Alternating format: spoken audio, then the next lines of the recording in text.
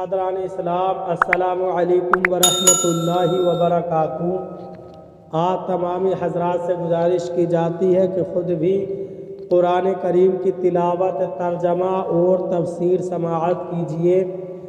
اپنے عزیز و اقارب اور رشتہ دار کو بھی شیئر کیجیے تاکہ آپ اس کے ذریعے صدقہ جاریہ کے مستحق ہو جائیں۔ اعوذ باللہ من الشیطان الرجیم،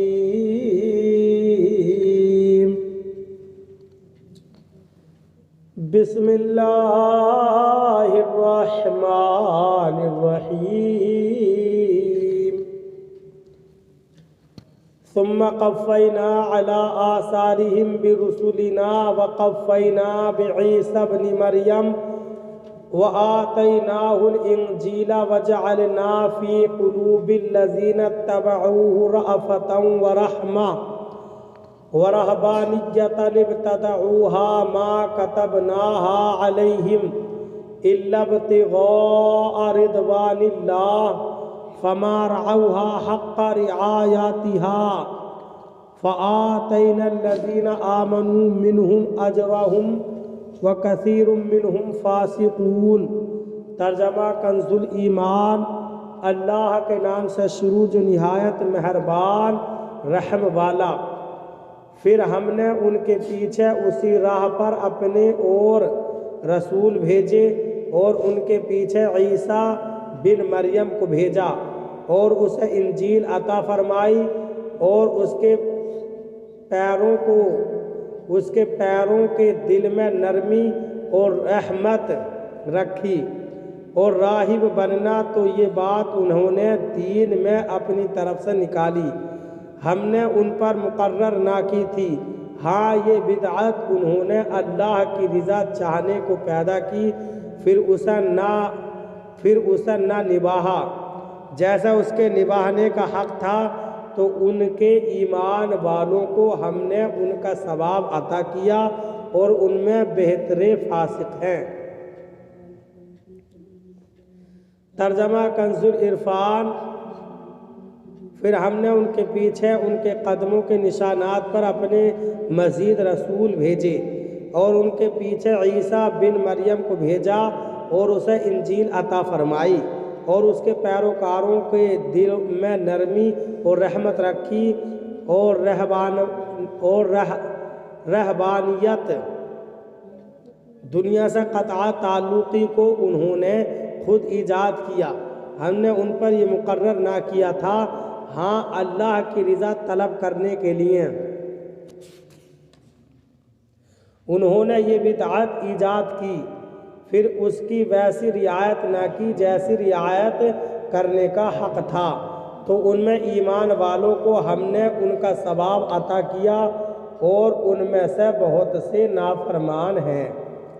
ثم قفینا علی آثارہم برسلنا، پھر ہم نے ان کے پیچھے ان کے قدموں کے نشانات پر اپنے مزید رسول بھیجے۔ اس آیت کا خلاصہ یہ ہے کہ اللہ تعالیٰ نے حضرت نوح اور حضرت ابراہیم علیہم السلام کے بعد حضرت عیسیٰ علیہ السلام کے زمانے تک یکے بعد دیگرے اپنے مزید رسول بھیجے، اور ان کے بعد حضرت عیسیٰ بن مریم علیہ السلام کو بھیجا اور انہیں انجیل عطا فرمائی، اور دین میں ان کی پیروی کرنے والے آپس میں ایک دوسرے کے ساتھ محبت و شفقت رکھتے ہیں، اور راہب بننا یعنی پہاڑوں، غاروں اور تنہا مکانوں میں خلوت نشین ہونے، صومعہ بنانے، دنیا والوں سے میل جول ترک کرنے، عبادتوں میں اپنے اوپر زائد مشقتیں بڑھا لینے، نکاح نہ کرنے، نہایت موٹے کپڑے پہننے اور ادنا غذا انتہائی کم مقدار میں کھانے کے عمل کو انہوں نے خود ایجاد کیا تھا۔ اللہ تعالیٰ نے ان پر یہ چیزیں مقرر نہ کی تھیں، البتہ یہ بدعت انہوں نے اللہ تعالیٰ کی رضا طلب کرنے کے لیے ایجاد کی، لیکن پھر ان کے بعد اس کی ویسی رعایت نہ کر سکے جیسی رعایت کرنے کا حق تھا، بلکہ اس کو ضائع کر دیا اور تثلیث و اتحاد یعنی تین خدا ماننے اور حضرت عیسیٰ علیہ السلام میں خدائی اور انسانیت کا اتحاد ماننے میں مبتلا ہوئے، اور حضرت عیسیٰ علیہ السلام کے دین سے کفر کر کے اپنے بادشاہوں کے دین میں داخل ہو گئے، اور ان میں سے کچھ لوگ حضرت عیسیٰ علیہ السلام کے دین پر قائم اور ثابت بھی رہے۔ اور جب حضور پرنور صلی اللہ علیہ وسلم کا مبارک زمانہ پایا تو حضور اقدس صلی اللہ علیہ وسلم پر بھی ایمان لائے، تو ان میں سے ایمان والوں کو اللہ تعالیٰ نے ان کا ثواب عطا کیا، اور ان میں سے بہت سے لوگ جنہوں نے رہبانیت کو ترک کیا اور حضرت عیسیٰ علیہ السلام کے دین سے منحرف ہو گئے، وہ نافرمان ہیں۔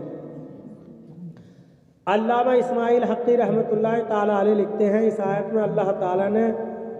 رہبانیت اختیار کرنے پر ان کی مذمت نہیں فرمائی، بلکہ اس پر جیسے عمل کرنے کا حق تھا بعد والوں کے ویسے عمل نہ کرنے پر ان کی مذمت فرمائی ہے، اور ان کے ایجاد کیے ہوئے فعل کو بدعت کہا گیا، اور ان کے برخلاف اس امت نے جس نئے کام کو نیکی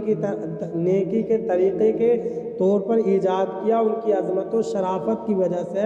اسے سنت یعنی طریقہ کہا گیا، جیسا کہ حضور پرنور صلی اللہ علیہ وسلم نے ارشاد فرمایا، من سنّا فی الاسلامی سنتاً حسنہ،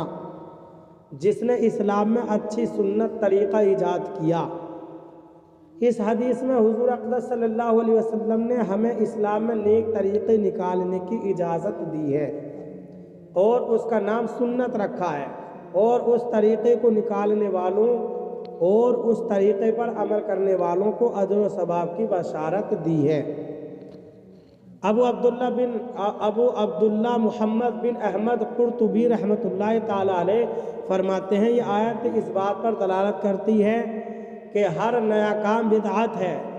تو جو اچھی بدعت نکالے اسے چاہیے کہ وہ اس پر ہمیشہ قائم رہے، اور اس کی ضد یعنی مخالف چیز کی طرف عدول نہ کرے، ورنہ اس آیت میں مذکور فسق کی وعید میں داخل ہوگا، جبکہ وہ مخالفت شریعت کے برخلاف ہو۔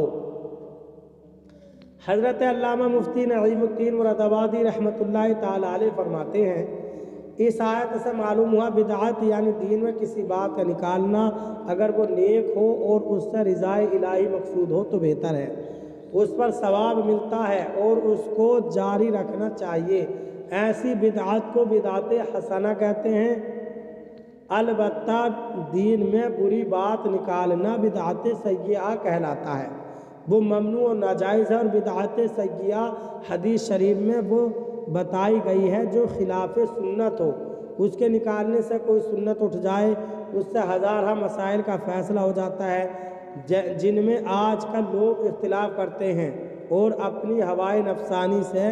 ایسے امور خیر کو بدعت بتا کر منع کرتے ہیں جن سے دین کی تقویت و تائید ہوتی ہے، اور مسلمانوں کو اخروی فوائد پہنچتے ہیں،